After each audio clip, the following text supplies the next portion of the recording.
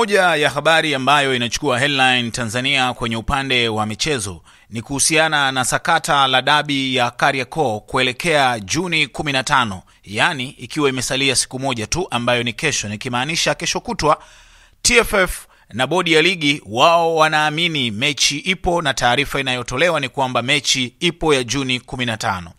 Lakini upande wa Simba wao pia wako kwenye maandalizi ya kujiandaa na dabi ya Kariakoo ya siku hiyo ya Juni 15. Upande wa Dar es Salaam Young African wao wanashikilia msimamo wao wa hatuchezi. Na jana Simba wakatoa taarifa wakasema kwamba kama mechi ya tarehe 15 haitochezwa, na wao hawako tayari tena kucheza mechi yoyote ile ambayo itapangwa na bodi ya ligi au na TFF. Tuachie mbali masuala ya madeni. Sasa taarifa mpya ninayekuletea muda huu wewe mdau wa soka ni Rais wa Jamhuri ya Muungano wa Tanzania Dr. Samia Suluhu Hassan amekutana na kufanya mazungumzo pamoja na viongozi wa timu za Simba na Yanga.